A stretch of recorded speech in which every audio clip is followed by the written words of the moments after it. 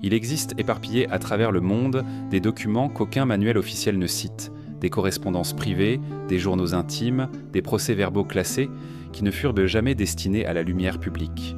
Dans ces fragments oubliés de mémoire humaine, on découvre des noms inconnus du grand récit, et pourtant, leurs décisions ont traversé les continents. Ils ne dirigeaient pas depuis des trônes dorés, mais depuis des chambres feutrées, dissimulées sous les oripeaux du pouvoir visible. À Venise, dans une bibliothèque obscure abandonnée depuis le XIXe siècle, un chercheur trouva des lettres codées adressées à une entité simplement nommée le Cercle. Rien dans ces lettres ne mentionnait de royaumes ou de ministres. On y parlait de mouvements de population, d'influence sur les imprimeries locales, de conversions subtiles pour faire passer dans les prêches dominicaux. Qui étaient ces hommes, capables d'orienter le vent des idées à travers l'Europe? Et pourquoi leurs traces s'arrêtent-elles toujours juste avant les grands tournants historiques? Il ne s'agit pas ici d'un seul groupe, mais d'un phénomène récurrent. Chaque époque semble engendrer sa propre élite invisible, ses mains de l'ombre. Parfois, ils se déguisent en philosophes, en banquiers, en mécènes ou en autofonctionnaires. Toujours proches du feu, mais jamais directement exposés à sa lumière. Ce sont eux qui murmurent aux oreilles des rois. Ce sont eux qui savent quand une crise est nécessaire. À Londres, un document oublié dans les archives du British Museum évoque une société du XVIIIe siècle connue sous le nom de l'Éveilleurs de minuit. Leur existence officielle n'est prouvée par rien, si ce n'est une série de décisions économiques prises au même moment dans différentes capitales européennes, décisions dont les conséquences profitèrent toutes aux mêmes dynasties bancaires. On retrouve dans les correspondances de l'époque des allusions à des réunions nocturnes, des cartes sans nom et des plans gravés dans la pierre avant même que le roi ne parle. Une coïncidence? Ou la signature d'un réseau plus ancien, patient, silencieux? Le pouvoir véritable, dit-on, est celui que l'on ne voit pas. Et dans l'architecture même des institutions modernes, on remarque parfois des courbes étranges. Des ministères ou des conseils dont les rôles semblent vagues mais cruciaux. Des groupes d'experts, de conseillers, d'indépendants qui en vérité sont présents à chaque moment clé. Ce n'est pas tant la structure politique qui importe, mais les passerelles discrètes entre les sphères, économiques, religieuses, militaires, scientifiques. Un exemple frappant se trouve dans les archives françaises du Comité de salut public pendant la Révolution. Derrière les discours sanglants et les décapitations publiques, un petit cercle de figures moins connues entretenait une correspondance privée avec des sympathisants en Suisse, à Londres, à Varsovie. Ces lettres, aujourd'hui à peine étudiées, suggèrent que certaines décisions, y compris des exécutions, n'étaient là pas seulement motivées par des enjeux nationaux, mais par des équilibres financiers transcontinentaux. Les noms sur ces lettres ne sont pas ceux des grands révolutionnaires. Ce sont des prête-noms, des représentants silencieux d'intérêts que l'on devine sans jamais les nommer. Mais pourquoi cette invisibilité? Pourquoi ces hommes, et parfois ces femmes, préfèrent-ils rester tapis dans l'ombre? La réponse semble résider dans une philosophie particulière du pouvoir. Il ne s'agit pas de gouverner avec faste, mais d'orienter discrètement, de déplacer les plaques tectoniques sans provoquer de tremblements visibles, de cultiver l'illusion du choix tout en restreignant les véritables options. Le théâtre du monde a besoin de visages, mais le scénario, lui, appartient à d'autres. Dans les traditions ésotériques, on retrouve souvent cette idée. La connaissance véritable ne se donne pas, elle se transmet dans le silence. Les grandes sociétés secrètes ont rarement laissé des manuels. Elles laissent des symboles, des géométries, des énigmes. Leur pouvoir repose sur la rareté du savoir et sur sa diffusion contrôlée.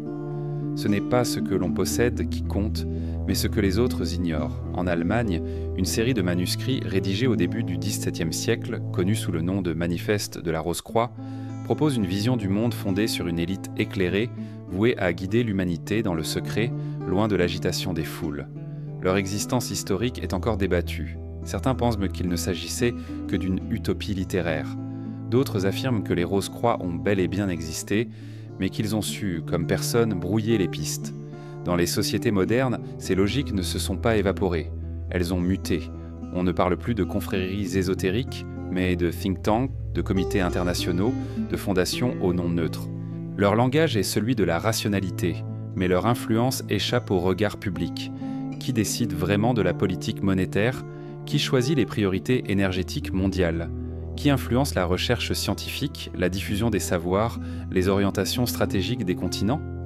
Le philosophe Michel Foucault disait que le pouvoir moderne est d'autant plus efficace qu'il est invisible. Ce n'est plus une couronne ni une armée, mais un réseau, une logique, une série de mécanismes auxquels on obéit sans même les voir. Et peut-être que les archives silencieuses que l'on découvre parfois, ces lettres oubliées, ces plans tracés à la main, ces cartes sans nom, ne sont que les reflets fugaces de cette architecture cachée. La véritable question n'est donc pas de savoir s'il existe des sociétés secrètes puissantes, mais de comprendre comment le silence, l'oubli et l'invisibilité sont devenus les instruments les plus raffinés de la domination. Et si les véritables maîtres du monde n'avaient jamais cherché à être reconnus, mais simplement à ne jamais être soupçonnés, il existe dans l'histoire des sociétés humaines des moments de bascule qui ne laissent aucune trace visible, aucune signature officielle, mais dont les effets se propagent comme des cercles sur une entonnoir. Au tournant de la Renaissance, alors que l'Europe redécouvrait la lumière des anciens manuscrits grecs, une autre redécouverte plus secrète s'opérait dans les marges. Ce n'était pas une renaissance de la raison, mais une résurgence de la magie, de la géométrie sacrée, des pactes invisibles. Une autre forme de savoir, souterraine, codée, volontairement ésotérique, remontait à la surface. À Florence, à Prague, à Tolède, de petites assemblées nocturnes se réunissaient. Ce n'étaient ni des prêtres, ni des princes, mais des alchimistes, des mathématiciens, des cartographes, des traducteurs de textes interdits, des voyageurs revenus de terres lointaines. Ils parlaient beau d'un monde que personne ne devait connaître entièrement, d'un savoir fragmenté, conservé dans des cercles clos, dont chaque membre ne possédait qu'une clé partielle. Cette méthode, connue plus tard sous le nom de connaissance cellulaire, permettait de protéger un secret sans jamais le confier à une seule personne. C'est ainsi qu'aurait pris naissance ce que certains appellent aujourd'hui la fraternité de la nuit. Ce nom n'apparaît dans aucun registre, mais plusieurs textes anciens y font allusion. Une lettre conservée à Venise, datée de 1582, évoque une assemblée des porteurs d'étoiles noires qui se réunit lors des lunes nouvelles. Un carnet retrouvé à Anvers décrit des rituels de silence, des serments gravés à l'encre invisible, des mots codés transmis uniquement à l'oral. On ne sait pas avec certitude si ces documents parlent tous du même groupe, mais leurs similarités sont troublantes. Ce qui distingue cette fraternité d'autres sociétés secrètes, c'est son mode d'action. Elle ne cherchait pas le pouvoir au sens classique, ni le trône, ni l'or, ni la renommée. Elle visait plutôt le contrôle de la perception. Manipuler ce que les autres croient d'impossible. Redéfinir les frontières du réel par petites touches, en influençant les sciences naissantes, les récits populaires, les cartes du monde. Ce n'est pas un hasard si plusieurs membres présumés de cette fraternité furent aussi des imprimeurs, des cartographes ou des astrologues de cour. L'un des rares noms qui reviennent dans les archives est celui de Lorenzo Vecchietti, un orfèvre florentin du XVIe siècle dont les ouvrages ne montrent aucun signe d'originalité. En surface. Mais un chercheur moderne, en comparant les gravures de ces bijoux avec des constellations oubliées de Mésopotamie, a découvert une correspondance troublante. Chaque pendentif semblait illustrer une portion du ciel connue seulement des anciens astronomes babyloniens. Pourquoi un artisan italien possédait-il ces connaissances? Et surtout, pourquoi les dissimuler dans des œuvres d'apparence anodine?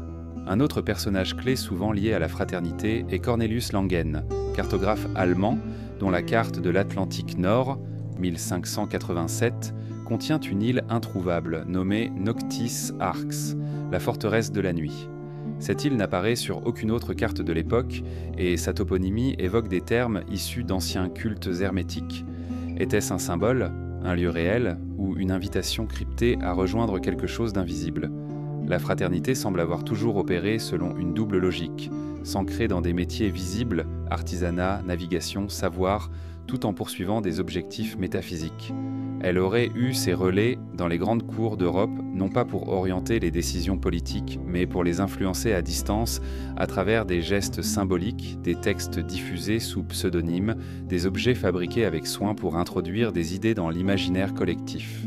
On raconte par exemple qu'un certain livre de contes pour enfants, publié anonymement à Strasbourg en 1603, contenait des allégories alchimiques si précises que plusieurs alchimistes y virent un manuel caché. Les protagonistes étaient dans des animaux parlants, mais chaque personnage, chaque décor, chaque séquence suivait une logique d'initiation hermétique. L'imprimerie qui produisit l'ouvrage fut mystérieusement incendiée quelques mois plus tard.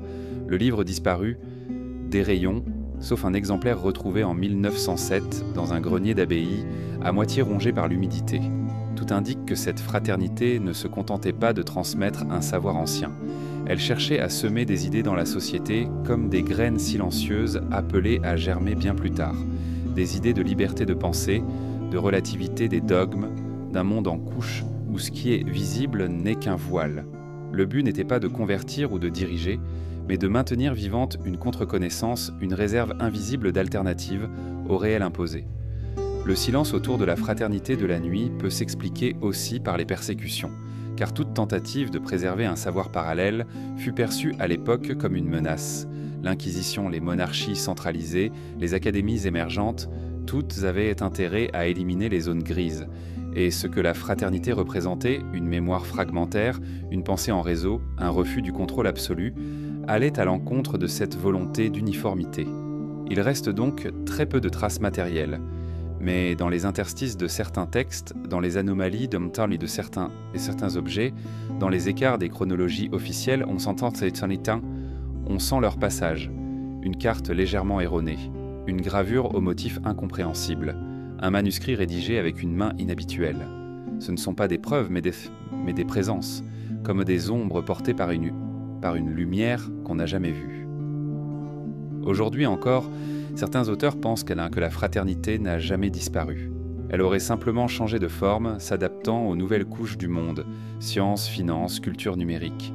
Il ne s'agirait plus de transmettre un savoir interdit, mais de préserver des interstices dans la pensée dominante. Créer des marges, ouvrir des brèches dans la réalité lissée des écrans. La fraternité de la nuit, si elle existe encore, ne cherche pas à être crue.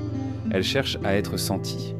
Comme une dissonance douce, comme une note en trop dans une mélodie parfaite, une présence dans le silence, un regard à la périphérie du visible, une énigme qui ne demande pas de réponse, mais un changement de regard. En mai 1776, dans la ville d'Ingolstadt, en Bavière, un homme nommé Adam Weishaupt fonda un groupe qu'il appela Perfectibilistes, bientôt rebaptisé les Illuminaten, les Illuminés.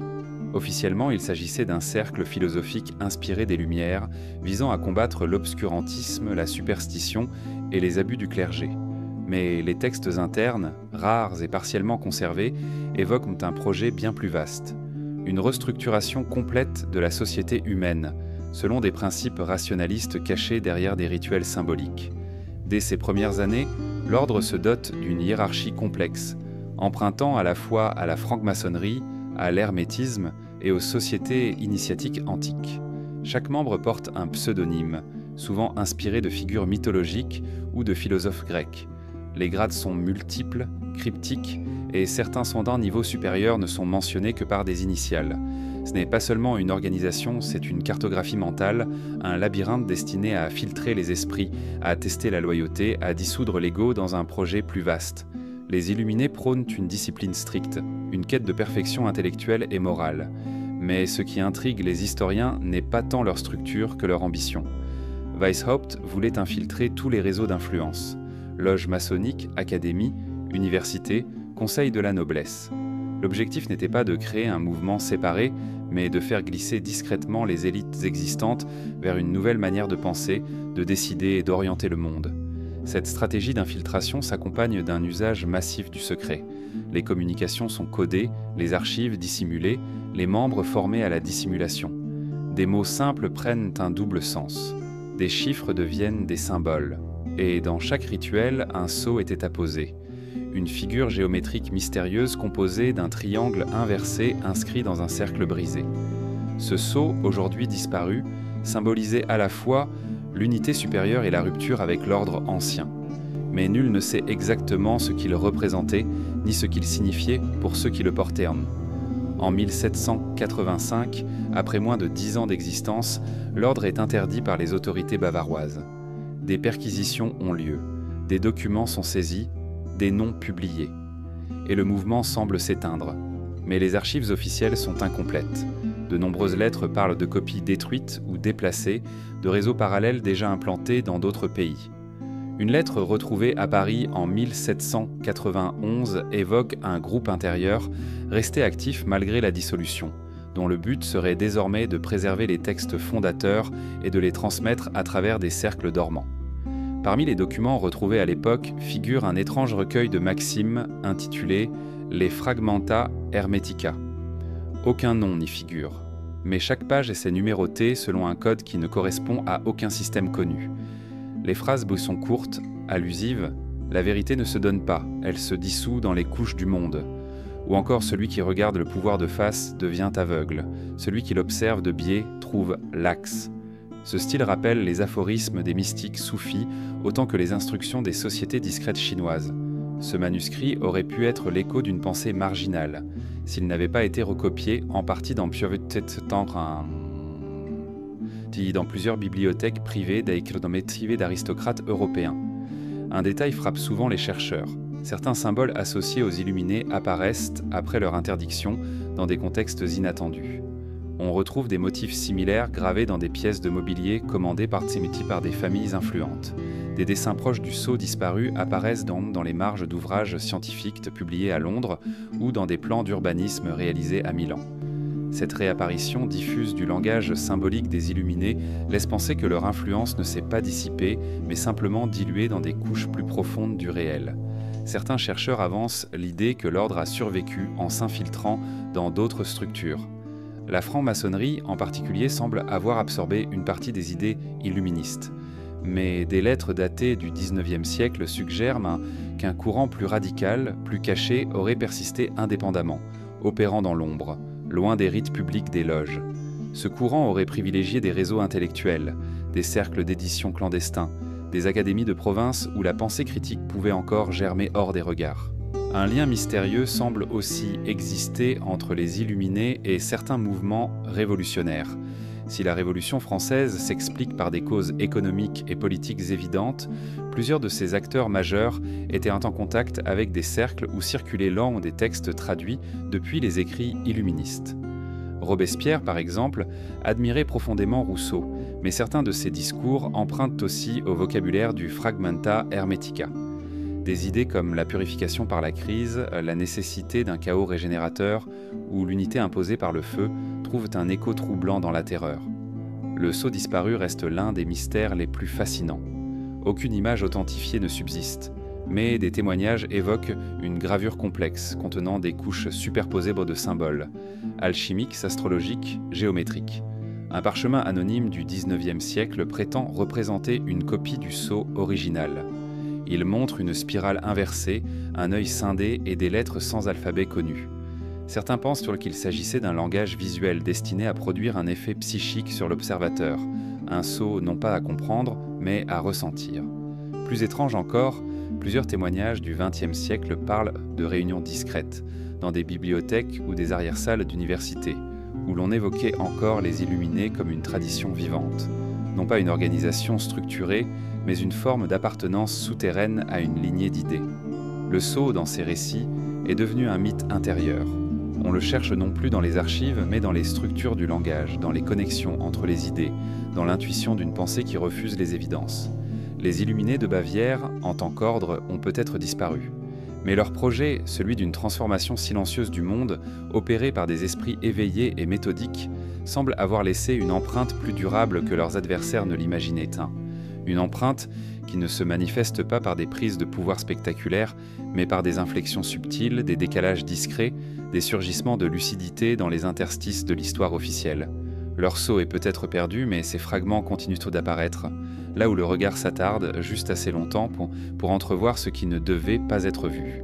Dans les profondeurs des cathédrales gothiques, sous les arcs de pierre patiemment sculptés, un savoir ancien dort à ciel ouvert. Ce savoir ne parle pas avec des mots, mais avec des formes, des proportions, des directions. Il raconte des histoires invisibles codées dans la géométrie sacrée.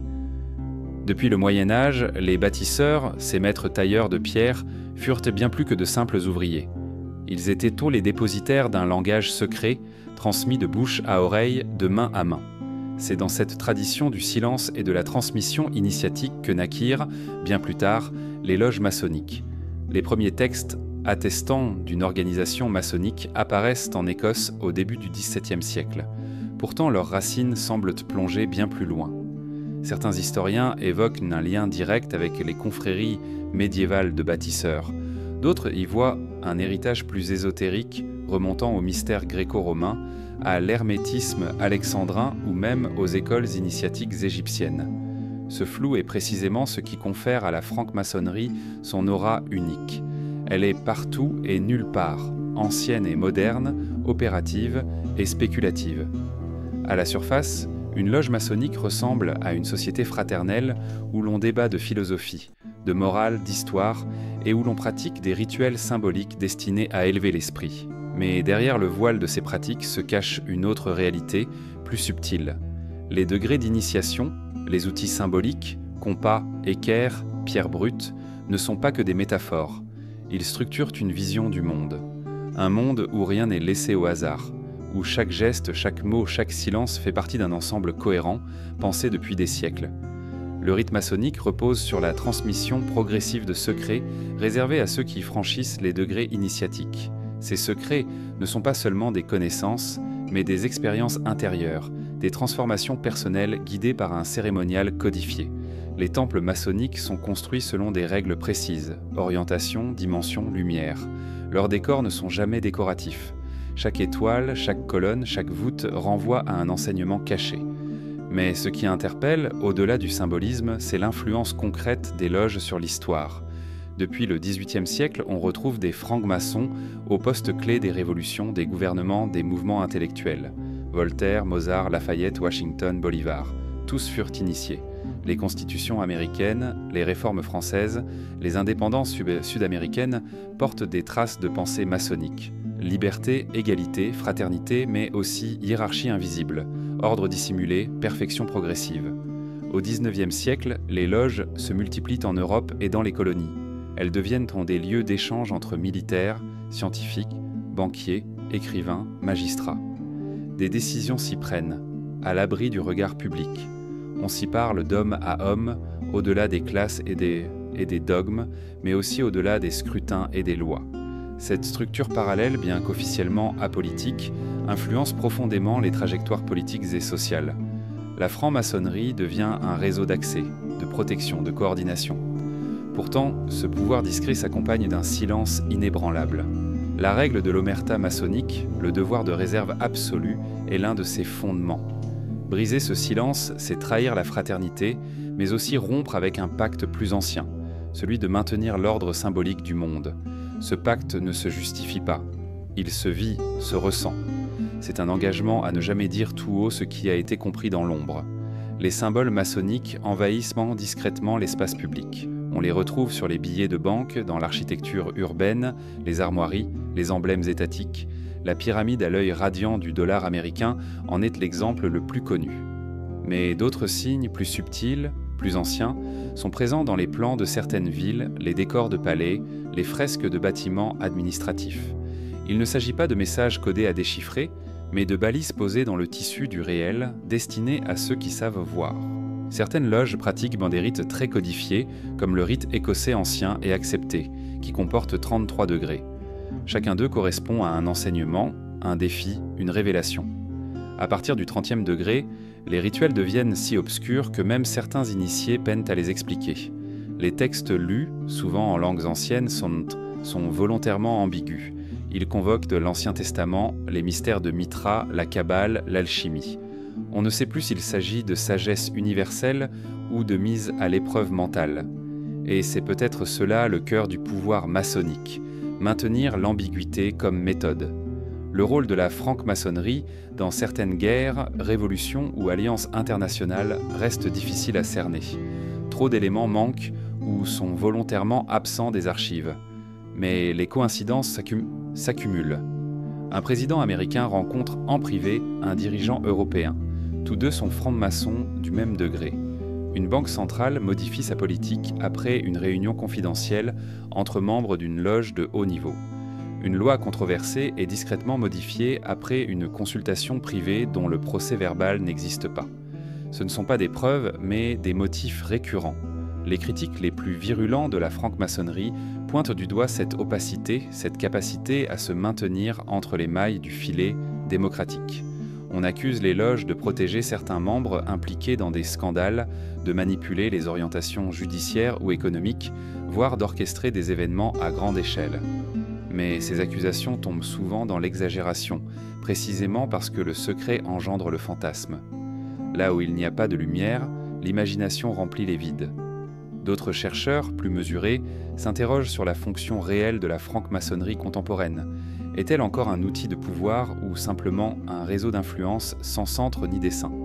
Certains disent que la véritable franc-maçonnerie, celle qui détenait des clés ésotériques puissantes, s'est éteinte au XXe siècle, que ne subsistent aujourd'hui que des formes creuses, des rituels vidés de leur substance, perpétués par habitude ou par goût du mystère. Mais il est possible aussi que la force maçonnique ait simplement muté, qu'elle ait quitté les temples de pierre pour se glisser dans les structures modernes, think tank, multinationales, réseaux culturels, plateformes numériques. Les symboles auraient changé, mais l'esprit, lui, demeurerait. Celui d'une connaissance réservée, d'un langage parallèle, d'un pacte souterrain entre initiés. Ce qui demeure, dans tous les cas, c'est le refus obstiné de dire. L'art de ne rien avouer sans mentir. Le regard qui en sait plus, mais qui ne dira rien. Ce silence-là n'est pas un oubli, c'est une méthode, une protection, une force, une ombre portée qui traverse les siècles sans jamais se dissiper. Une respiration secrète dans les rouages du monde. Dans l'imaginaire collectif indien, il existe une légende aussi ancienne que mystérieuse, celle d'un ordre invisible formé de 9 hommes, chacun dépositaire d'un pan de savoir que nul autre ne doit posséder dans son intégralité. On les appelle simplement les 9 inconnus. Ni date exacte, ni certitude historique, mais un récit persistant, traversant les époques, les frontières, les langues, toujours entouré d'un même parfum d'interdit. La tradition situe leur origine au IIIe siècle avant notre ère, sous le règne de l'empereur Ashoka, souverain du vaste empire Maurya. Après la sanglante bataille de Kalinga, qui fit plus de 100 000 morts, Ashoka se serait profondément transformé. De conquérant, il devint protecteur de la paix. Il interdit la violence, diffusa le bouddhisme, érigea des piliers gravés de maximes morales. Mais ce que disent moins les chroniques officielles, c'est qu'il aurait aussi décidé de dissimuler certains savoirs trop puissants pour être partagés. Ashoka aurait donc fondé une société secrète composée de 9 hommes, choisis parmi les esprits les plus brillants de son temps, savants, linguistes, guérisseurs, astrologues, alchimistes. Chacun reçut la garde d'un livre sacré, 9 ouvrages formant un corpus interdit, un réservoir de connaissances dont la diffusion aurait pu bouleverser l'ordre du monde. L'objectif, protéger l'humanité d'elle-même, empêcher que certains savoirs ne soient utilisés à des fins destructrices. Chaque livre portait sur un domaine précis. Selon la tradition ésotérique, on y trouverait les techniques de guerre psychologique, les méthodes de meurtre par simple contact, la microbiologie et les remèdes contre toutes les maladies, l'alchimie et la transmutation des métaux, la communication avec les êtres d'autres mondes, les moyens de se rendre invisible, les secrets de la gravitation et de l'antigravité, la maîtrise de l'énergie et de la lumière, les lois de l'évolution, bien au-delà de Darwin. Ces livres, conservés et transmis secrètement de génération en génération, ne devaient à jamais être rendus publics. Seuls les 9 inconnus ou leurs successeurs désignés avaient accès à leur contenu. Lorsqu'un gardien mourait, un autre était secrètement initié. Ainsi, la société traversa les siècles dans l'ombre, adaptant son savoir, le mettant à jour, sans jamais le divulguer. Mais qu'est-ce qui, dans ce récit, relève de la légende, et qu'est-ce qui pourrait correspondre à une réalité dissimulée ? Le premier à mentionner cette société de façon moderne est un écrivain français, Talbot Mundy, dans un roman de 1923. Mais plusieurs érudits indiens affirment que l'existence des 9 inconnus précède largement ce récit occidental, et que Mundy n'aurait fait que romancer une tradition déjà bien enracinée. Des indices troublants parsèment en effet l'histoire. Des inventions ou découvertes surgissent à des époques et dans des lieux inattendus, sans trace claire de développement préalable. Par exemple, certains manuscrits anciens retrouvés en Inde évoquent des dispositifs capables de lévitation magnétique, des armes sonores ou des procédés de chirurgie avancée. Ces connaissances ne furent jamais intégrées au courant scientifique dominant et restèrent à l'état de fragments isolés, comme si elles avaient été intentionnellement tenues à distance. Des chercheurs indépendants évoquent aussi des rencontres étranges entre savants occidentaux et sages indiens durant la période coloniale. Le physicien Jagadish Chandra Bose, pionnier dans l'étude des ondes et de la biologie végétale, affirma avoir reçu certaines intuitions de textes anciens qu'il ne montrait jamais. D'autres scientifiques de l'époque évoquèrent, à demi-mot, l'existence de collègues invisibles, des hommes instruits par mais discrets, apparaissant brièvement avant de disparaître. Ce modèle d'un groupe restreint contrôlant un savoir potentiellement dévastateur n'est pas unique à l'Inde. Il fait écho à d'autres récits, d'autres civilisations.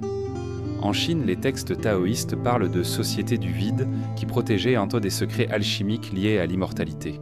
En Perse, certains soufis affirmaient que la vérité ne pouvait être révélée qu'à 9 degrés initiatiques. Même dans les traditions chrétiennes, le chiffre 9 revient souvent dans les ordres angéliques comme une structure cachée de médiation entre l'humain et le divin. Ce qui distingue les 9 inconnus, c'est cependant la permanence supposée de leur présence. Ils ne seraient pas liés à une époque, mais à une mission, une fonction. Chaque siècle aurait vu apparaître ces gardiens, toujours anonymes, souvent liés aux grandes crises ou avancées scientifiques. Des rumeurs affirment que certains membres du groupe auraient été actifs lors de la Seconde Guerre mondiale, intervenant discrètement pour éviter certaines découvertes fatales. D'autres pensent qu'il influencerait encore les grandes orientations de la recherche actuelle, posant des limites invisibles, décidant ce que le monde est prêt à savoir. On pourrait croire à une pure invention, si ce n'étaient les zones d'ombre récurrentes dans l'histoire de la science, des brevets mystérieusement enterrés, des découvertes perdues dans des incendies, des chercheurs brillants morts jeunes dans des circonstances floues, des manuscrits anciens traduits puis soudainement interdits. Ces anomalies forment une constellation de silence, une cartographie du possible étouffée. Le plus étrange, c'est que malgré l'absence de preuves directes, le récit des 9 inconnus continue d'inspirer une forme de respect silencieux chez de nombreux intellectuels en Inde, comme si cette légende incarnait une vérité profonde, celle que tout savoir doit être accompagné de sagesse et que toute révélation a un prix. Les livres de la fraternité ne sont pas interdits par peur, mais par responsabilité, non pas pour dominer, mais pour protéger. Des philosophes modernes ont tenté de réinterpréter cette légende dans une perspective contemporaine. Et si les 9 inconnus étaient une métaphore des disciplines que l'humanité doit toujours garder en tension, psychologie, guerre, médecine, énergie, métaphysique, 9 angles du réel qui, s'ils sont déséquilibrés, peuvent créer un monde instable, voire dangereux. Leur séparation permettrait d'éviter le totalitarisme de la connaissance totale. Dans un monde où l'information circule à grande vitesse, où la technologie dépasse parfois la compréhension de ceux qui la manient tant, la figure des 9 inconnus apparaît comme un contrepoint salutaire. Un rappel silencieux que tout ne doit pas être su, tout ne doit pas être dit. Que parfois, protéger le savoir, c'est aussi préserver l'équilibre du monde. Et si quelque part, dans les plis d'une bibliothèque oubliée, l'un de ces livres attendait encore, non pas d'être lu, mais d'être mérité, derrière une façade sans fenêtre, sur le campus silencieux de Yale, s'élève un bâtiment que personne n'ose vraiment nommer à haute voix, The Tomb. À la tombée du jour, ces murs de granit reflètent une lueur blafarde, comme un seuil vers un autre monde. C'est là qu'entrent chaque année 15 étudiants triés sur le volet, choisis non pour leurs résultats visibles, mais pour des qualités difficiles à décrire. Charisme discret, sens aigu de la loyauté, capacité à observer sans être vu.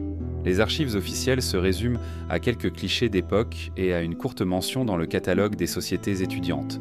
Tout le reste repose sur les récits épars d'anciens membres, de journalistes trop curieux ou d'historiens marginaux. Le nom de la société, Skull and Bones, renvoie à un crâne orné de 2 tibias croisés et au mystérieux chiffre 322, qui intrigue depuis 2 siècles. Certains affirment qu'il commémore l'année de la mort d'Alexandre le Grand, d'autres qu'il marque l'incorporation de l'ordre dans un ancien réseau européen. Mais plus on cherche, plus le sang s'échappe, comme une énigme dissolue dans le temps. À ses débuts, en 1832, le cercle fut fondé par William Huntington Russell et Alphonso Taft, désireux de créer une alternative à l'étouffante vie des fraternités ordinaires. Leur intention affichée, forger un réseau d'amitié durable, capable de traverser les tempêtes historiques. Pourtant, les premières réunions, elles, se déroulaient dans l'ombre. On s'y réunissait au creux de la nuit, dans une chapelle désaffectée, entourée de lampes à l'huile et de statues égyptiennes prêtées par un professeur de mythologie. Les rituels, conservés sous clé, évoquaient des transitions symboliques de la vie à la mort. Chacun des aspirants devait traverser un couloir étroit, les yeux bandés, sous la surveillance d'un ancien membre, avant de découvrir un cercueil vide.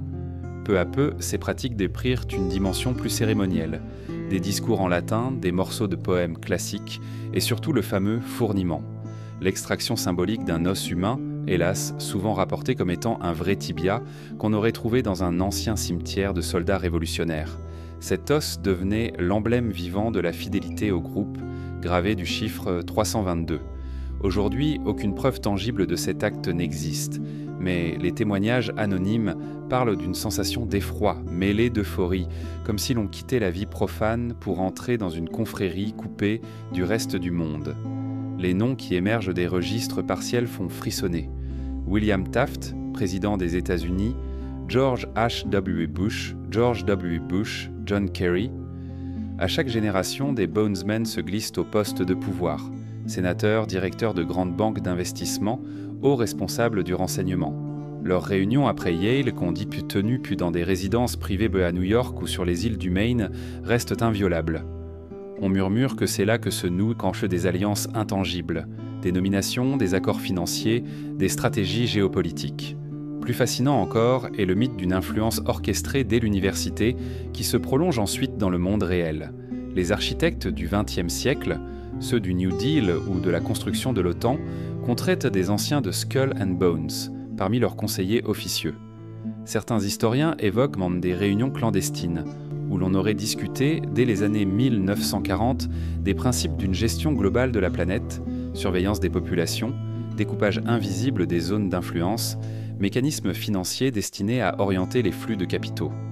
Rien de formel, seulement des idées lancées sous le sceau du secret, laissées ensuite à mûrir dans des comités obscurs. Le plus troublant réside sans doute dans la reproduction discrète des symboles.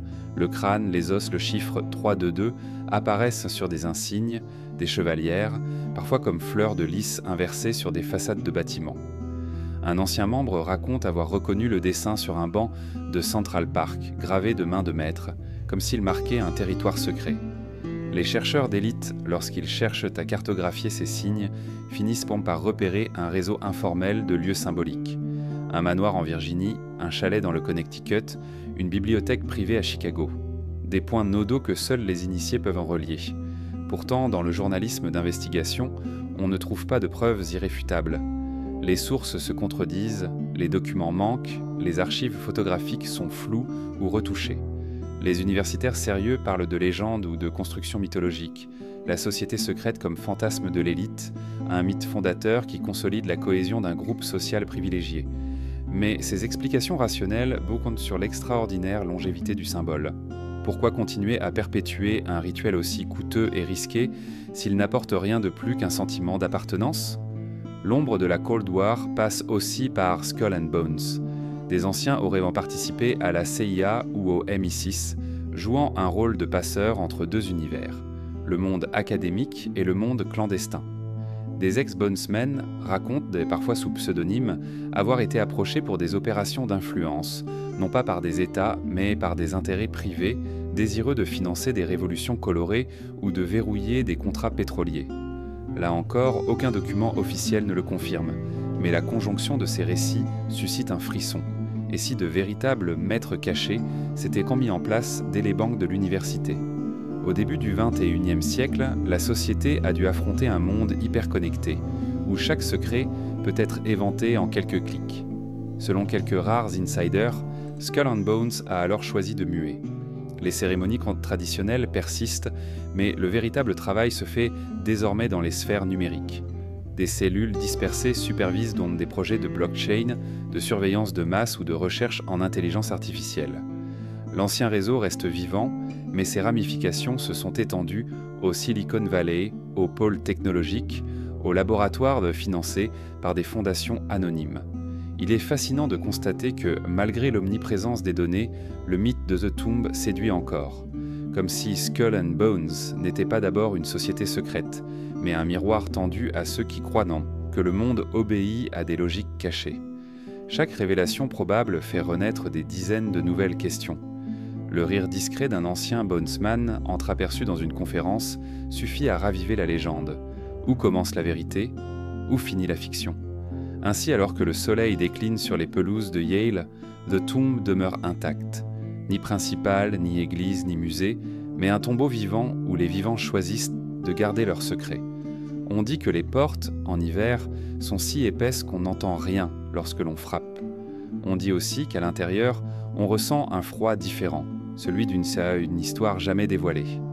Skull and Bones continue d'exister, non pas parce qu'on connaît ces rituels, mais parce qu'on les devine, dans l'épaisseur de ces silences. Au soir de la Seconde Guerre mondiale, alors que l'Europe pansait ses plaies, un réseau clandestin naquit sous le nom de Stay Behind. Des milliers d'hommes formés, armés et prêts à lutter contre une éventuelle poussée soviétique. Ces cellules dormantes, pensées comme une armée de l'ombre, furent vite centralisées sous le vocable gladio, symbole de glaive en latin. Elles s'installèrent dans la pénombre des montagnes italiennes, des vallées suisses, des forêts scandinaves. Dispersées comme reliées, elles incarnaient un pacte tacite entre États-Unis, Grande-Bretagne et pays d'Europe de l'Ouest, fondé sur la peur d'une guerre froide devenue chaude. Les premiers documents secrets attribuent la conception de ces groupes à la CIA et au MI6, en liaison étroite avec l'OTAN. Officiellement, leur mission était simple, constituer un réseau de résistance au cas où l'armée rouge franchirait le rideau de fer. Mais dès les années 1950, ces cellules développèrent un degré d'autonomie inattendu. Formation paramilitaire, bases souterraines, caches d'armes perfectionnées. Les opérateurs ne se contentaient bon pas d'attendre l'ennemi. Ils s'entraînaient en secret, créant un arsenal prêt à l'usage. La frontière entre défense légitime et action politique se brouilla. En Italie, la plus documentée des branches Gladio, les archives du SID, Service de renseignement militaire, révélèrent des listes de résistants recrutés, d'armes enterrées en pleine campagne et de transmissions radio cryptées vers la base de Londres. Ces agents prêtaient serment sur des manuels d'instruction jamais officiellement publiés, où se mêlaient un protocole d'embuscade, techniques de sabotage et consignes d'observation psychologique des populations. Qui les contrôlait vraiment? Qui donnait les ordres? Bien souvent, les ministères n'en savaient rien. Le voile de silence commença à se déchirer en 1990, lorsque le Parlement italien créa la Commissione Stragi pour enquêter sur une vague d'attentats meurtriers. Sous la pression de quelques magistrats, on découvrit que certains extrémistes de droite travaillaient de près avec des agents Gladio. La conjonction d'armes cachées, de réseaux d'influence et de transferts de fonds opaques donna naissance à des théories glaçantes.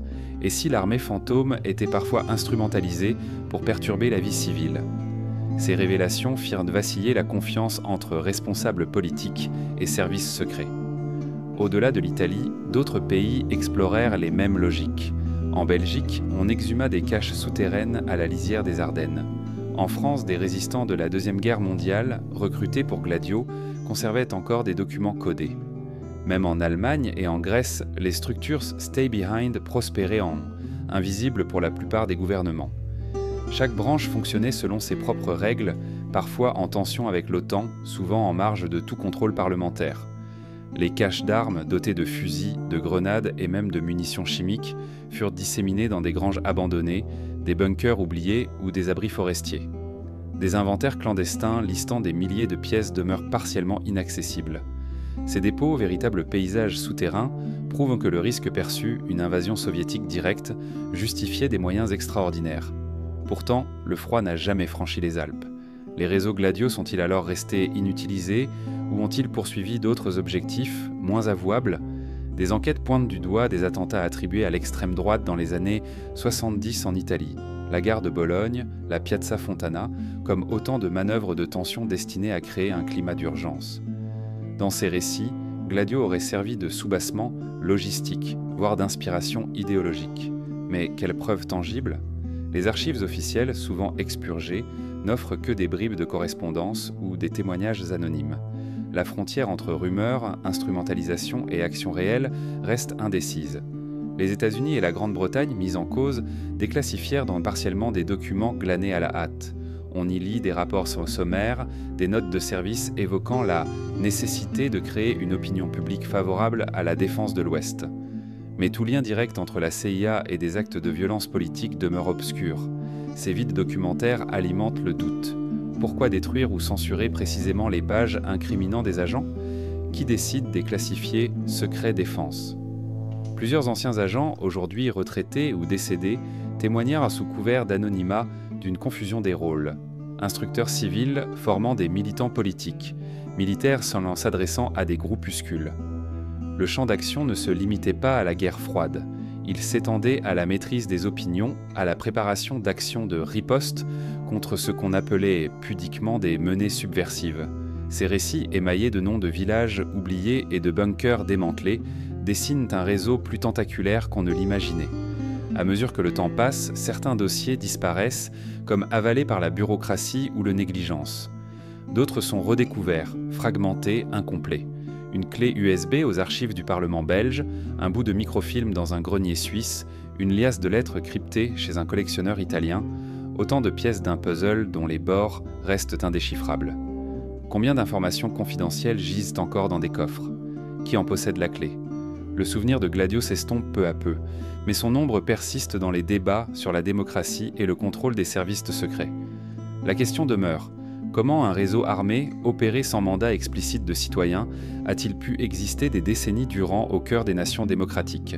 Et si ce modèle de résistance clandestine avait trouvé d'autres usages, loin de toute menace soviétique?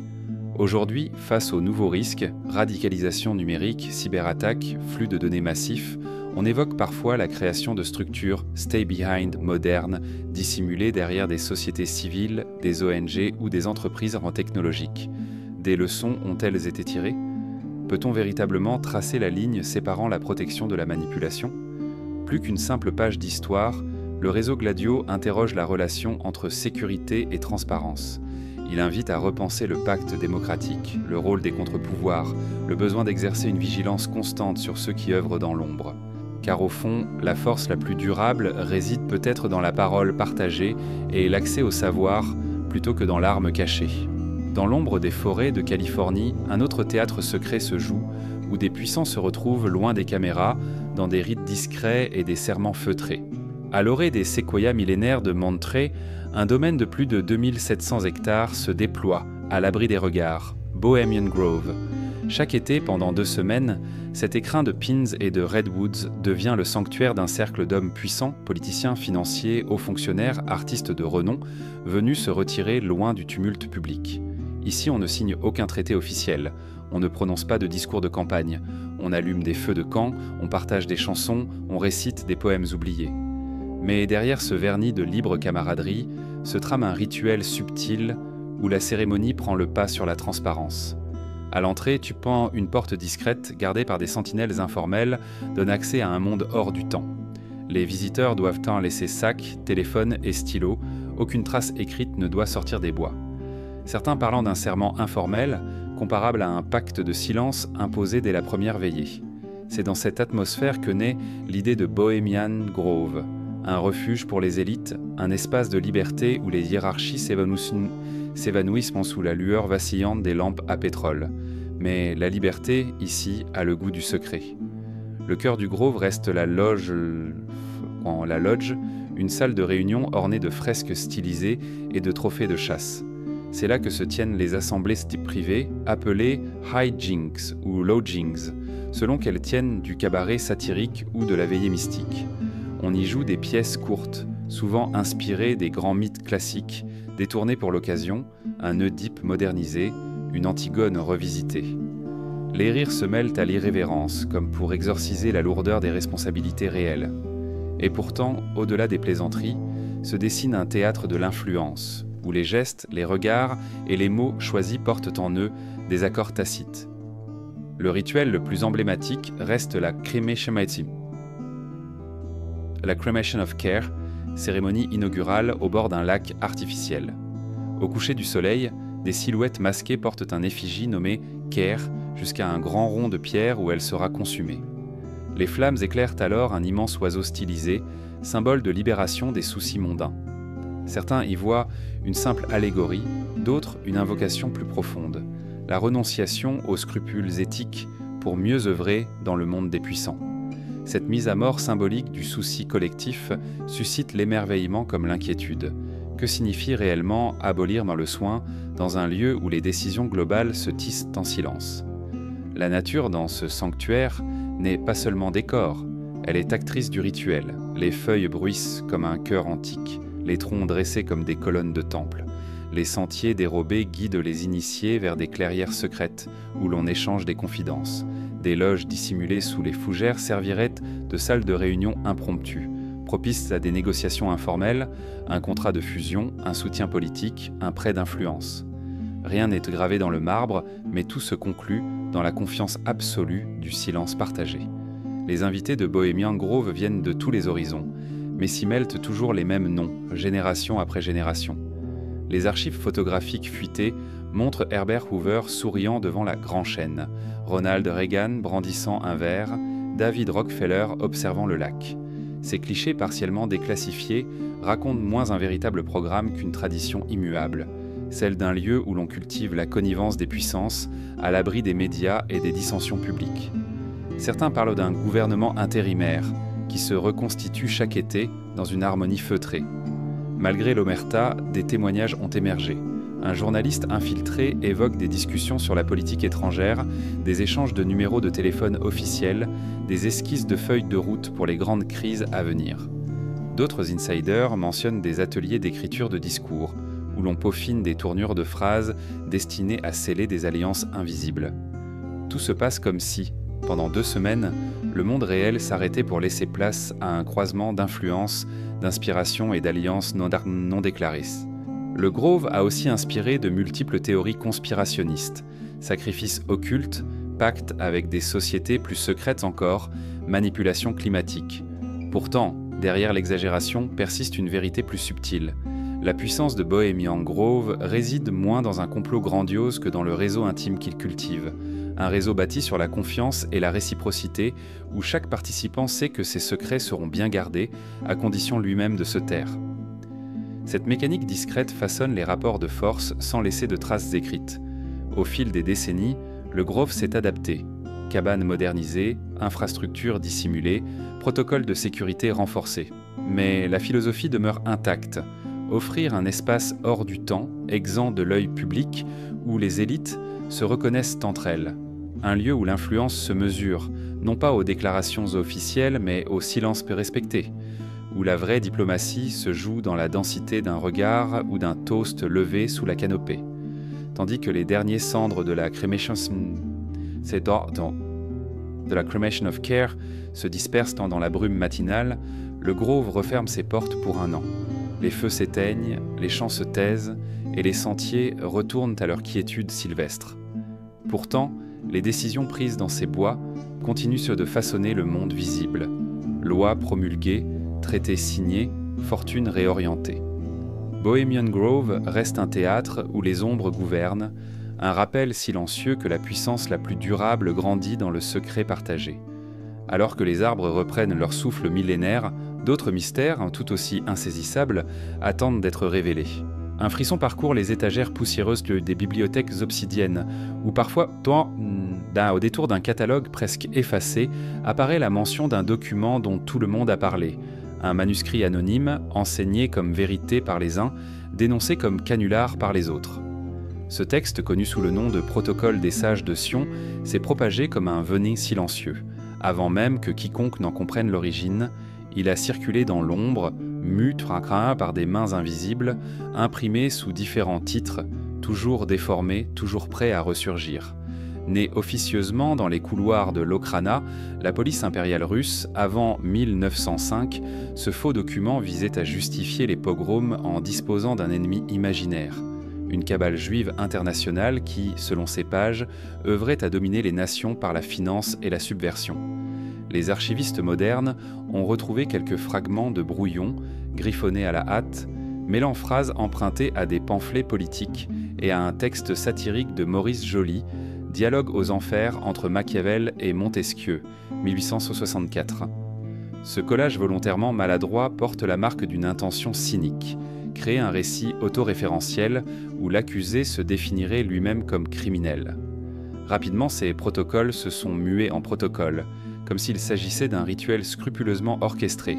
Chaque proposition commençait par « nous », suggérant une réunion clandestine tenue dans le secret absolu. Ce tnoussé n'était rien d'autre qu'un calque, un pronom falsificateur. Or, dans ce pronom résonne déjà le pouvoir de l'illusion. Qui pose « nous » quand personne ne l'a invité, qui se désigne comme légitime sans mandat. Cette simple astuce linguistique lui a conféré, chez certains lecteurs crédules, un air d'authenticité effrayante. Avant même la Grande Guerre, le texte s'échappa de Russie, porté par des cercles antisémites d'Europe centrale.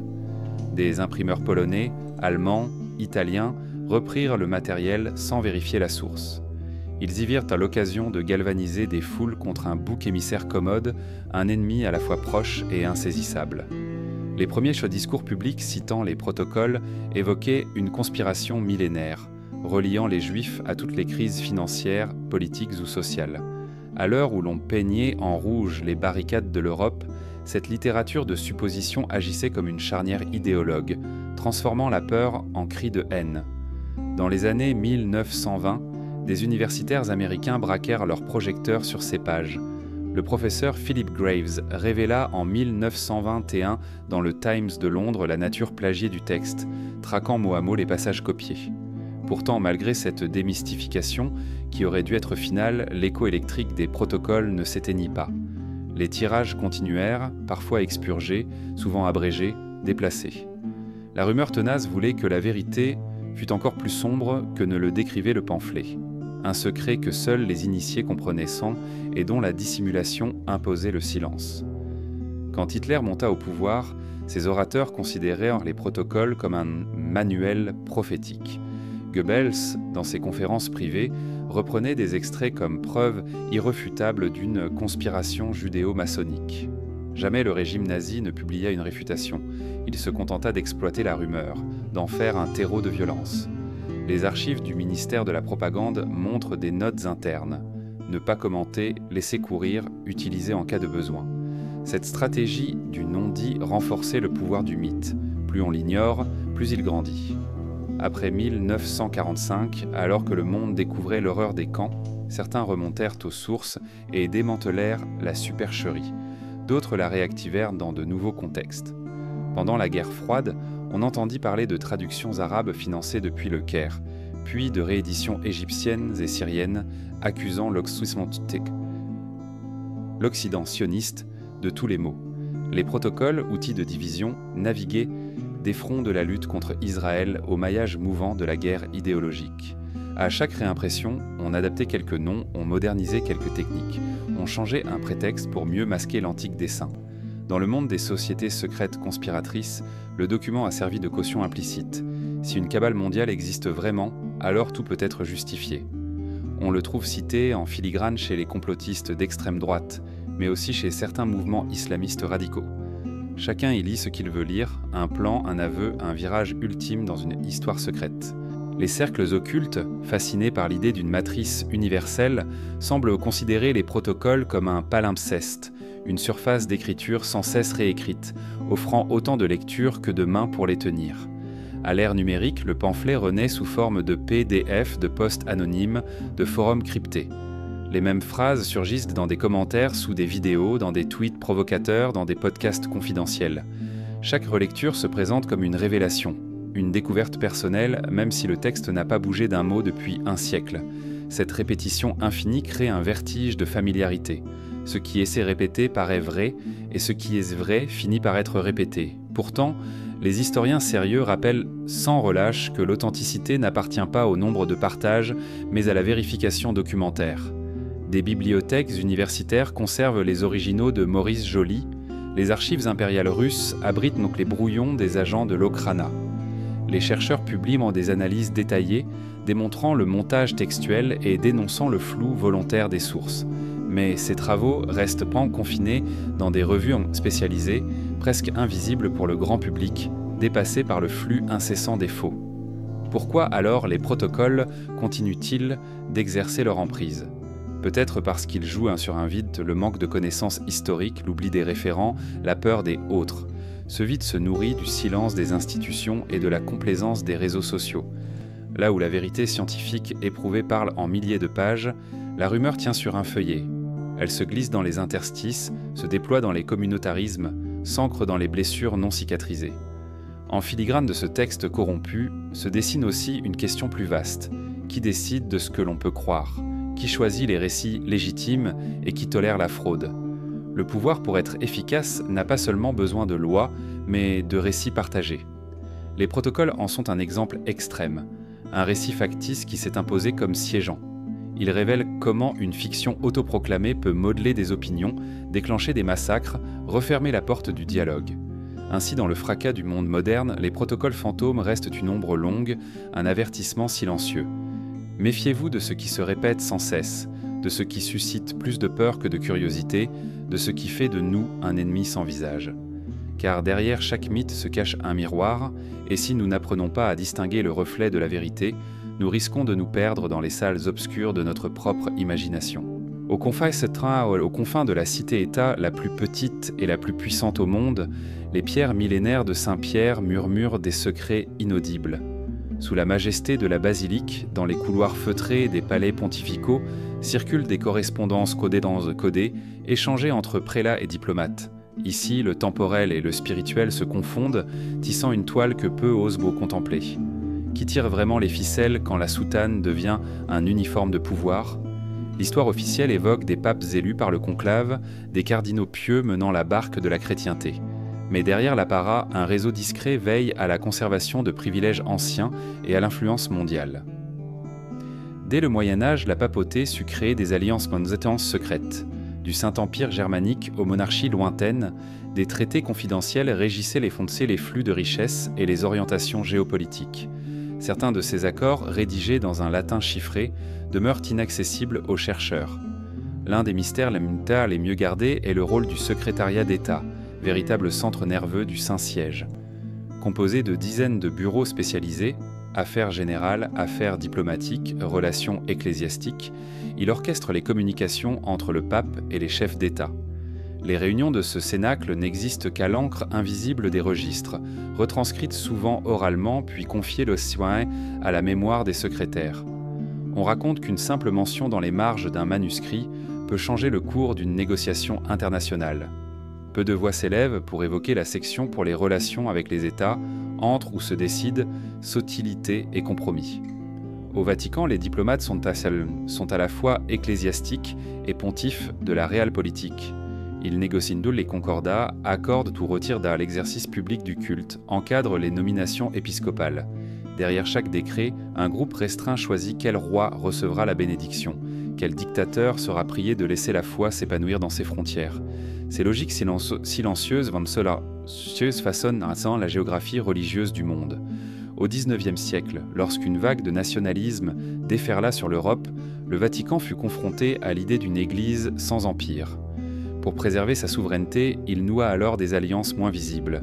Des banques catholiques financèrent des mouvements monarchistes, des congrégations religieuses gardèrent des dépôts d'or dans des monastères isolés. Ces réserves, parfois imaginaires, parfois réelles, permirent au trésor pontifical de maintenir son emprise financière dans une époque troublée. La Seconde Guerre mondiale révéla une autre facette de ce pouvoir discret. Des archives encore partiellement scellées mentionnent des négociations avec des gouvernements fascistes visant à protéger les églises et à sécuriser des couloirs humanitaires. Certains historiens évoquent un Vatican partagé entre conciliation et résistance. Une diplomatie à double visage capable de sauver des vies tout en ménageant des despotes. Des documents clandestins, retrouvés dans des résidences vaticanes, suggèrent qu'un petit groupe de prélats œuvra en secret à la libération de camps de concentration, sans jamais en réclamer de reconnaissance publique. Dans l'ombre des sacristies, l'Opus Dei et d'autres prélats conservateurs développèrent un réseau influent au sein de la curie. Créé en 1928, l'Opus Dei proposait un catholicisme centré sur la vie courante, ouvrant des clubs pour cadres et entrepreneurs. Rapidement, ses membres investissent les sphères économiques et académiques, tissant des liens privilégiés avec des industriels et des universitaires. Leur manuel spirituel, léger en apparence, véhicule un message discret, sanctifier le monde par le travail. Mais c'est dans la répartition des postes clés au sein du Vatican et dans le mécénat culturel que s'opère la vraie mainmise. Plus récemment, le scandale des Vatileaks a mis en lumière des rivalités internes, fuite de documents confidentiels, rivalités entre clans, tentatives d'extorsion. Pourtant, même ces conflits semblent régis par un code du silence. Les fuites ne révèlent qu'une fraction des enjeux, laissant le cœur du labyrinthe intact. Derrière chaque analyse médiatique se cache un gouffre de non-dits, de dossiers classés, de messes basses, témètes basses. Le rôle de la Banque du Vatican, l'Institut pour les œuvres de religion, reste l'un des sujets les plus obscurs. Chargée de gérer les fonds destinés aux œuvres de charité, elle apparaît aussi comme un acteur financier international. Des transferts vers des comptes anonymes, des prêts accordés à des États ou des familles royales, tout contribue à une toile d'influence que même les mécanismes anti-blanchiment peinent à démêler. Le Saint-Siège, en tant qu'État, jouit d'immunités diplomatiques qui lui permettent de contourner certains contrôles. La diplomatie culturelle pontificale, via les conférences épiscopales et les associations catholiques, s'étend jusqu'aux confins de l'Asie et de l'Afrique. Derrière l'envoi de religieux dans des pays en crise, on distingue un travail de longue haleine, former des élites locales, orienter les administrations, soutenir des mouvements pro-vie ou pro-famille. Ces stratégies, présentées comme pastorales, influencent pourtant la législation sur l'éducation, la santé et les droits civiques dans de nombreux États. Le sommet de la hiérarchie vaticane demeure cependant le pape lui-même, figure sacrée et souverain. Élu pour un mandat à vie, il exerce un pouvoir moral sur plus d'1 milliard de fidèles. Mais derrière son ombrelle pontificale, un cercle de conseillers confidentiels filtre chaque mot, chaque rencontre. Les audiences privées ne sont pas des cérémonies publiques.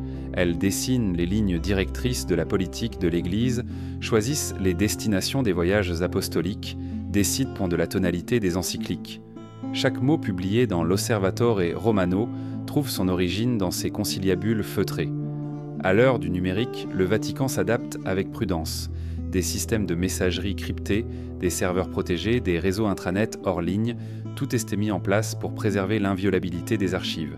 Les démarches mettent en scène une transparence de façade, visites virtuelles, comptes rendus officiels, tandis que les dossiers sensibles restent verrouillés derrière des portes blindées, surveillés par des gardes suisses et des prélats de l'ombre. Pourtant, certains chercheurs estiment que l'heure des révélations approche. Les historiens de générations futures découvriront peut-être les traités oubliés dans des archives suisses, les lettres échangées avec des espions alliés, les protocoles signés sous le sceau du secret absolu. Mais d'ici là, la cité du Vatican continuera de s'élever, symbole d'une autorité qui puise sa force autant dans la lumière divine que dans les mystères dont qu'elle dissimule. Et tandis que les cloches de Saint-Pierre retentissent sur la place déserte, une question demeure. Derrière le trône visible des papes, qui siègent réellement dans l'ombre. Rails effilés, roches noires ciselées par le vent, l'échine du Montserrat domine la plaine catalane comme une sentinelle venue d'un autre âge. Au pied des falaises, une brume légère s'infiltre dans les ravins, glissant sous les voûtes d'un monastère millénaire. C'est là, dans ce sanctuaire de pierre et de silence, que des novices et des pèlerins ont disparu sans laisser de traces. Comment expliquer que chaque siècle, certains entrants ne réapparaissent jamais ? Quel secret cache la montagne et quel pacte funeste a pu condamner ces âmes à l'oubli ? Les premiers récits remontent au XIIe siècle, lorsqu'un groupe de moines bénédictins s'établit dans l'échancrure rocheuse pour honorer la Vierge Noire vénérée dans la grotte sacrée. Ils fondèrent un ordre simple, voué à la prière et à l'accueil des voyageurs. Mais bientôt, des textes internes mentionnent un cercle plus restreint, l'ordre de la Clef Noire. Cette confrérie initiatique aurait reçu la garde d'un artefact absent des inventaires officiels, une petite clé d'obsidienne gravée de symboles runiques, capable, disait-on, d'ouvrir une porte invisible, cachée dans les entrailles du massif. Au XIVe siècle, la légende s'enrichit. Plusieurs novices, après avoir franchi la grotte, ne revinrent jamais de ce couloir sans lumière. Un scribe dont le journal a traversé les âges parle d'une volée de marches taillées dans la roche, débouchant sur une salle ornée de fresques étranges, figures ailées, soleil noir, serpents enlacés autour d'un cercle brisé. Le manuscrit s'arrête brusquement, comme si l'encre avait fui. Après cela, plus aucune mention de cette pièce. Était-ce une pure invention mystique ou le témoignage d'une découverte interdite ? Au XVIe et XVIIe siècle, les archives monastiques montrent des demandes répétées de la part de visiteurs influents, nobles locaux, diplomates de la couronne d'Aragon, même certains émissaires pontificaux. Tous réclaméant l'accès à l'antichambre de l'âme, comme l'a nommé une lettre à demi déchiffrée. Le refus fut systématique. Les novices qui parlaient en trop ou entraient trop loin se retrouvaient discrètement transférés dans d'autres couvents, loin des regards. Un décret de l'abbé, daté de 1672, interdit formellement toute description orale ou écrite de la grotte profonde sous peine d'excommunication. Au début du XXe siècle, des érudits de l'école archéologique de Barcelone entreprirent des sondages à la périphérie du monastère. Ils découvrirent des galeries effondrées et des inscriptions en langue basque ancienne, difficiles à interpréter. Des fragments de poterie inscrites de runes méridionales semblaient indiquer des contacts entre cultures atlantiques et méditerranéennes. Mais les fouilles furent stoppées sur ordre des autorités ecclésiastiques qui invoquèrent le danger d'effondrement. Ces vestiges, pourtant prometteurs, furent ensevelis à nouveau, scellés par la promesse d'un retour quand le temps serait venu.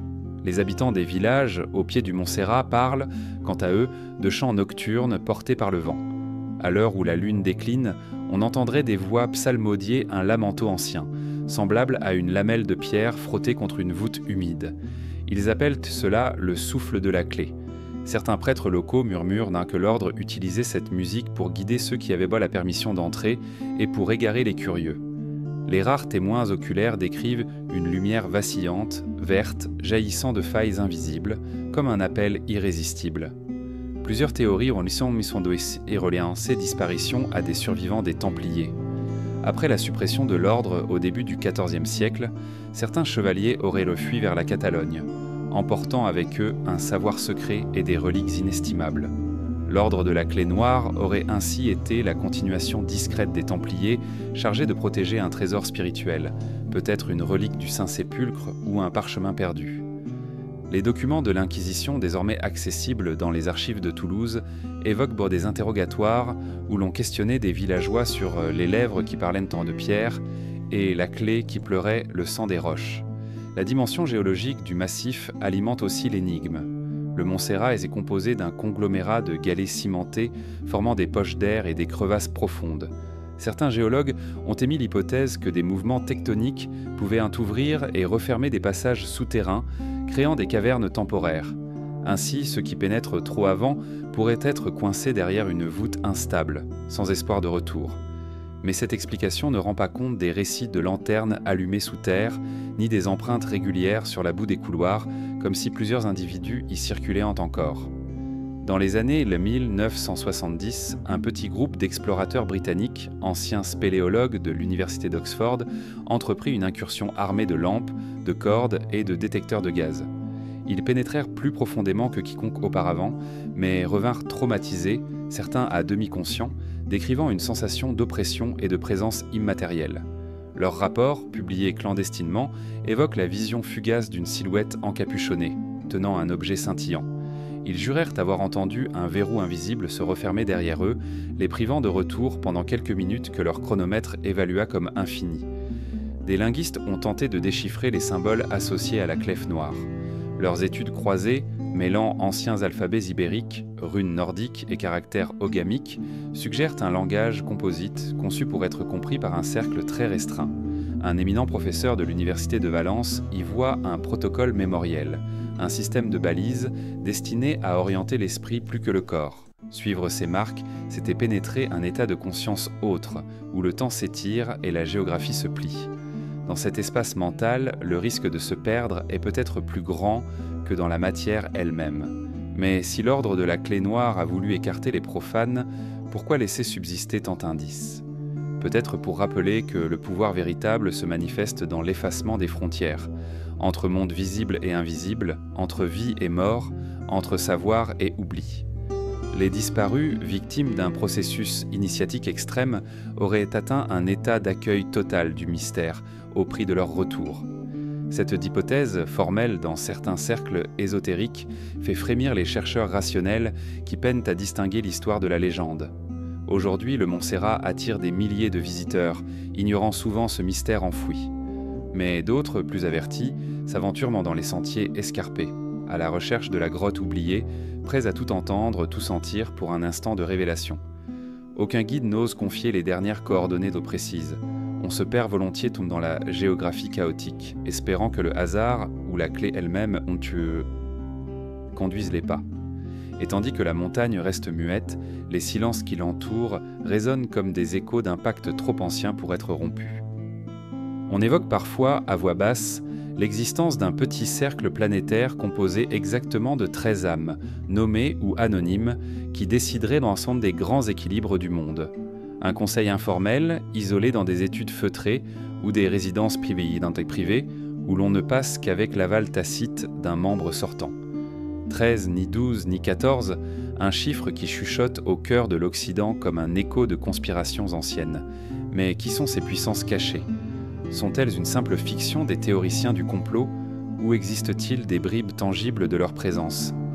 Le mythe du Conseil des 13 trouve ses premières traces dans des écrits ésotériques du XIIIe siècle, publiés anonymement dans les marges de manuscrits alchimiques. On y lit des allusions à une arca tredecime, un sanctuaire hermétique où furent rassemblées 13 reliques interdites, philosophie interdite, écrite prophétique, parchemin d'astrologie oublié. Selon ces sources, leurs gardiens jurèrent de veiller au secret de ces trésors, définissant d'emblée une règle: 7 avaient une voix délibérative, 3 voix consultatives et 3 surveillaient sur l'équilibre du groupe.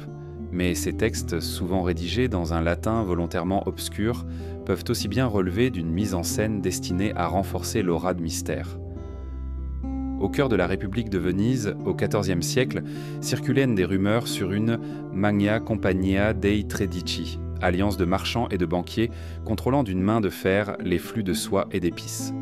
Les archives partielles des chancelleries citent, en quelques lettres codées, le mot Tredici comme une signature de transaction. Plusieurs historiens ont relevé des coïncidences troublantes, des politiques tarifaires européennes prises simultanément, des variations de cours du Rialto synchronisées, des courriers diplomatiques interceptés mentionnant un comitato invisibile. Mais aucun acte de fondation officiel n'a jamais été retrouvé. Au XVIIe et XVIIIe siècle, la légende évolua au gré des complots jacobites.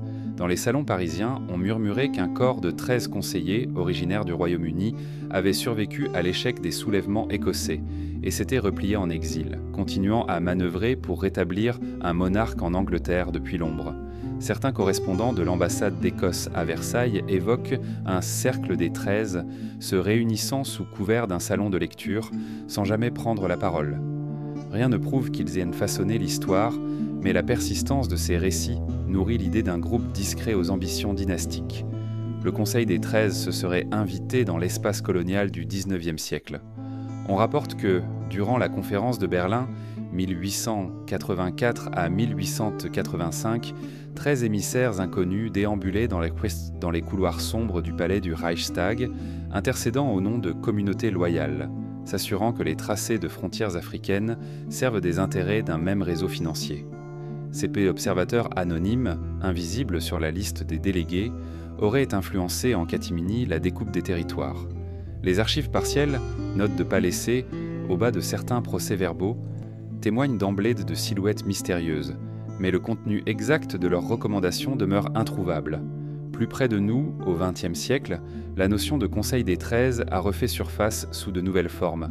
Certains y voient l'ancêtre symbolique des élites réunies au Bilderberg où, chaque année, 13 grands anciens continueraient à exercer un droit de veto informel sur les grandes orientations géopolitiques. D'autres prétendent qu'il s'agit d'une cellule résiduelle du Conseil de sécurité de l'ONU dont seuls 13 gouvernements disposeraient d'un accès direct hors du cadre public. De ces hypothèses, la seule chose assurée est la confusion des sources. Journalistes d'investigation, pamphlets radicaux et témoignages anonymes s'enchevêtrent sans qu'aucune archive incontestable ne fasse consensus. Pourquoi précisément 13 ? Le chiffre, malheureux pour certains, sacré pour d'autres, évoque la trahison de la Seine, l'achèvement d'un cycle lunaire, les lunes noires de l'astrologie. Dans la tradition judéo-chrétienne, 13 symbolise la fin brisée d'un ordre, 12 tribus, 12 apôtres, et l'irruption d'un pouvoir dissident. Cette symbolique pèse lourdement dans l'imaginaire. Un 13 porte le sceau de l'écart, du passage vers un autre plan. Dans maints cercles occultes, on considère que ce nombre active un champ vibratoire capable de renforcer la cohésion d'un groupe secret. Pourtant, face à ces récits, une question demeure. Où chercher la vérité ? Les archives universitaires sérieuses se bornent à signaler l'absence de documents authentifiés. Les bibliothèques nationales possèdent des pamphlets satiriques du début du XXe siècle évoquant la thèse des 13 chevaliers invisibles. Mais ces ouvrages, publiés anonymement, misent clairement sur l'effet de sensation. Les historiens du renseignement, quant à eux, admettent n'avoir jamais déniché de dossier T13 dans les centres de déclassification, pas même un nom de code. Les sceptiques avancent l'idée que le Conseil des 13 n'est qu'un mythe structurel, une légende née de la juxtaposition de thématiques occultes, financières et politiques. un cadre narratif commode pour raconter la peur du pouvoir invisible. Et pourtant, des traditions orales subsistent, notamment parmi certaines communautés amérindiennes des Grandes Plaines, où l'on parle de tribus des 13 âmes, gardiennes d'un équilibre cosmique. Il ne s'agit pas d'un même groupe, mais l'écho de croyances semblables, la puissance concentrée dans un cercle restreint. Certains romanciers et scénaristes exploitent cette ambiguïté, nourrissant le mythe. La littérature moderne regorge de reproductions plus ou moins fidèles du Conseil des 13, espionnage, science-fiction, thriller ésotérique. À force d'être représenté dans l'imaginaire collectif, le concept gagne en vraisemblance. C'est là l'un des paradoxes du secret. Plus on en parle, plus il paraît réel, même sans preuve. On y retrouve tous les ingrédients d'une mythologie contemporaine. Origine antique, transmission ésotérique, influence globale, rituels symboliques et nombre imprononçable. Pourtant, quelques chercheurs osent de proposer une lecture alternative et moins dramatique. Et si le Conseil des 13 n'était pas qu'une métaphore de l'interconnexion des grandes institutions mondiales ? 13 représentants, banquiers centraux, chefs d'État, patrons d'ONG, directeurs de think tank, se côtoyant lors de forums confidentiels. Sans complot organisé, mais par simple synchronisation d'agenda.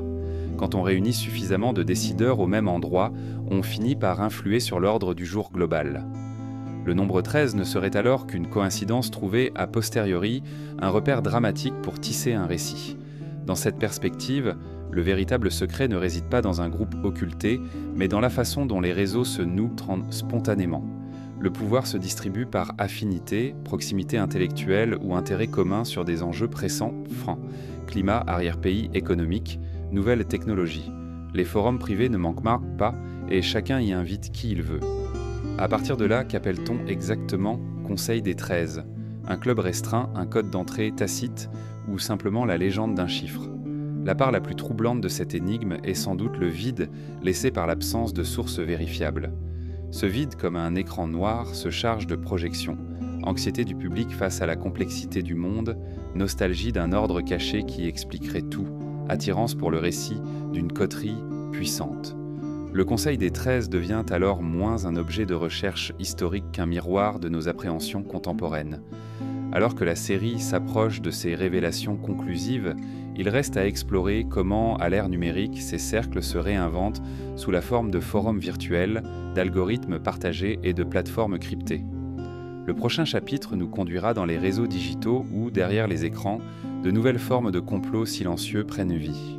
À l'aube d'une ère où les données circulent plus vite que la lumière, de nouveaux sanctuaires s'érigent dans l'invisible. Des réseaux chiffrés, des plateformes fermées, des salons virtuels réservés à une élite triée sur le volet. Ces conclaves numériques ne sont ni palais ni forêts millénaires, mais des serveurs isolés, protégés par des couches successives de protocoles et de pare-feu. Le murmure y prend la forme de paquets cryptés et le secret se protège par l'indifférence de la toile publique. Seuls quelques initiés connaissent les adresses IP, les mots de passe temporaires, les clés de chiffrement jamais partagées. Dans ces espaces codés, on cultive un pouvoir inédit, l'influence algorithmique. Des sociétés de conseil confidentiels proposent de donner des analyses de profils psychographiques à partir de métadonnées récoltées en silence. Des spécialistes de l'intelligence artificielle créent un rang des chatbots sur mesure pour orienter discrètement l'opinion sans que l'on sache qui les a programmés. Les manœuvres, jadis orchestrées certains autour d'une table de marbre, se glissent aujourd'hui dans des fichiers JSON, dans des appels d'API, dans des serveurs anonymes hébergés dans des pays tiers. Le monde de l'ombre a changé de visage, il n'a jamais été aussi performant. Plusieurs journaux dévoilent consciemment l'existence de think tanks privés gérés comme des clubs fermés, où l'entrée s'obtient seulement sur recommandation d'un membre déjà présent. Leurs réunions, tenues via des visioconférences chiffrées, rassemblent coins patrons de multinationales, hautes fonctionnaires, experts en cybersécurité et lobbyistes. Ensemble, ils tracent des feuilles de route sur les régulations à venir, les fusions industrielles, les priorités de financement public. Les minutes ne sont pas publiées. Elles restent enfermées dans des ententes à aimer dans des environnements intranets, invisibles aux moteurs de recherche et aux enquêtes parlementaires. Des plateformes de messagerie éphémères jouent un rôle central. On y partage des fichiers sensibles, des contrats encore en négociation, des cartes détaillées des comptes de réseaux électriques ou de sous-traitants stratégiques. Ces groupes s'organisent parfois autour d'un projet unique: intelligence artificielle de surveillance, exploitation de gisements de nickel vert, accords de confidentialité sur des vaccins de nouvelle génération. Avant de s'éteindre, laissant derrière eux un sillage numérique quasi indécelable. Les traces, quand elles existent, se perdent dans la rotation accélérée des données et les politiques de suppression automatique. Le monde académique n'échappe pas à ces dynamiques. Des consortiums de recherche financés par des fondations anonymes publient parfois des résultats sous des pseudonymes, en évitant les journaux grand public. On y étudie l'impact sociétal de la réalité augmentée, la géo-ingénierie climatique, la crypto-monnaie souveraine. Ces articles, bien que scientifiques en apparence, servent avant tout de matrice discursive pour orienter les débats politiques. Les auteurs véritables restent masqués, protégés par des clauses de non-divulgation et par le labyrinthe des IP universitaires. La finance algorithmique, quant à elle, se déploie dans des salles de marché virtuelles privées où des traders à haute fréquence échangent des ordres en quelques microsecondes. Derrière les écrans se cache un réseau de relations où l'on partage des flux d'informations privilégiés déclenchés par des indicateurs secrets. Ces conclaves financiers dictent parfois les cours mondiaux avant même que les nouvelles économiques soient mises à diffuser par la presse. L'impression d'un marché libre se juxtapose à une réalité d'influence coordonnée, gérée par des nodes sélectionnés. À l'échelle géopolitique, des cabinets de stratégie numérique proposent des campagnes de persuasion en ligne calibrées pour chaque région culturelle. Ils segmentent les populations selon des critères d'âge, de langue, de centre d'intérêt et diffusent des messages ciblés via des réseaux sociaux privés ou des chaînes de messagerie chiffrées. Les gouvernements recourent à ces services officieusement, contournant les contrôles démocratiques. On fabrique l'opinion dans l'ombre, brouillant la frontière entre spontanéité citoyenne et manipulation orchestrée. Les investigations journalistiques, même les plus acharnées, butent sur ces forteresses virtuelles. Les lanceurs d'alerte disparaissent lorsque leurs identifiants expirent. Les audits de sécurité ne détectent que des fragments isolés, aussitôt purgés. Le droit peine à suivre ce monde en perpétuel renouvellement où chaque technologie naissante offre de nouvelles avenues pour dissimuler l'action. Les procès intentés contre des influenceurs numériques révèlent seulement la pointe d'un iceberg dont la masse échappe encore à toute cartographie. Pourtant, quelques experts proposent déjà des contre-modèles. Des coalitions de chercheurs en open source montent en des conclaves inverses, des réseaux publics de collaboration transparents où chaque pas de la recherche est documenté. Leurs prototypes de protocoles décentralisés et traçables aspirent à rétablir une forme de confiance. Mais ces initiatives peinent à rivaliser face à la sophistication des cercles fermés, financés par des acteurs insaisissables, dotés de budgets illimités et de l'appui de structures étatiques. Le paradoxe de l'ère digitale est là. Jamais le savoir n'a été aussi accessible, et pourtant la vie publique se joue dans des circuits opaques où seules quelques clés valent de l'or. Les grands défis contemporains, crise climatique, pandémie, flux migratoires massifs, exigent une coordination mondiale claire. Mais ces mêmes défis sont discutés dans des conclaves où la transparence n'a pas voix au chapitre. Le secret devient une forme de pouvoir, plus immédiate que la loi, plus coupante que la diplomatie officielle. Les lignes de front se déplacent. Le vrai choix ne se fait plus entre droite et gauche, mais entre participation ouverte et confinement exclusif. Les prochaines batailles hantées pour la démocratie se joueront sur la capacité à dévoiler les mécanismes cachés, à redonner aux citoyens la visibilité sur les algorithmes qui les gouvernent. Comment tracer une carte de ces réseaux numériques ? Quels outils légaux ou technologiques offrir pour percer le brouillard ? Ainsi, dans ce paysage en mutation, se dessine déjà le dernier acte de cette saga. Sur un parchemin jauni, sous la lueur vacillante d'une lanterne, une encre noire dessine des lignes sinueuses. Fleuve, mont, détroits invisibles au commun des mortels. Et puis, tout autour, l'ombre d'une main anonyme qui efface, retrace, modifie le tracé. Qui tient véritablement la plume quand on définit ce qui est chez soi et ce qui ne l'est pas. Derrière chaque frontière se cache un ordonnateur discret, capable de redéfinir des territoires sans qu'un bruit ne s'élève. Depuis l'Antiquité, la cartographie n'a jamais été qu'un miroir partiel du monde connu. Les savants hellénistiques gravaient des sphères célestes et des côtes asiatiques, tandis que, dans l'ombre, des cercles de lettrés gardaient en jalousement des versions alternatives, plus précises, plus audacieuses. Les premiers codex de Ptolémée, copiées sur des parchemins rares, étaient parfois amputées, destinées à des royaumes alliés seulement. On parlait alors de cartes d'initiés, des œuvres qui révélaient non seulement la géographie, mais aussi le jeu complexe des alliances et des enjeux économiques. Cette tradition d'une cartographie duale s'est maintenue, dissimulée sous les compas et les portulans officiels. Au fil des siècles, le tracé des frontières nationales fut négocié à huis clos. Lors du traité de Westphalie en 1648, les délégués conservèrent des brouillons manuscrits et des annexes cryptées indiquant des enclaves que l'on retranchait subtilement. Plus tard, au lendemain de la Première Guerre mondiale, la conférence de Sykes-Picot inventa, dans l'ombre, des découpes du Proche-Orient que l'on ne publia jamais intégralement. Des correspondances confidentielles, aujourd'hui dans des archives laissées presque intactes, révèlent qu'on réservait à quelques conseillers, triés sur le volet, le droit d'ajuster les lignes en fonction de concessions pétrolières ou d'influences religieuses.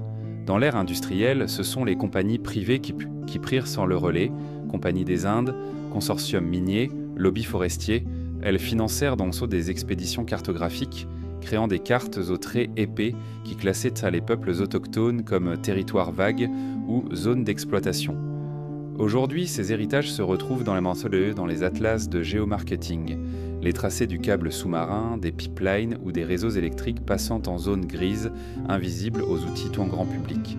Les grands groupes énergétiques détiennent des cartes précises que même certains gouvernements ignorent. Plus insaisissable encore est la cartographie militaire et du renseignement. Les agences de sécurité nationale, CIA, MI6, DGSE, ont développé des systèmes de cartographie 3D, couplant images satellites et modèles prédictifs, afin de planifier déplacements clandestins ou frappes chirurgicales. Derrière chaque ligne de visée, un algorithme efficace, un cryptage protégé par des normes classified. Les ciphers et clés d'accès se transmettent dans des serveurs hors réseau, et les cartographes du secret dessinent des zones interdites aux citoyens lambda, oscillant entre bases souterraines et corridors aériens invisibles. À l'ère numérique, les frontières ne sont plus seulement physiques, mais aussi virtuelles. Les plateformes cloud, les réseaux sociaux et les moteurs de recherche tracent des cartes d'influence, profils d'utilisateurs, flux de données, connexions de confiance. Les algorithmes tracent, sans en avoir l'air, des lignes qui délimitent qui peut voir quoi, qui peut s'exprimer où, qui peut commercer avec qui.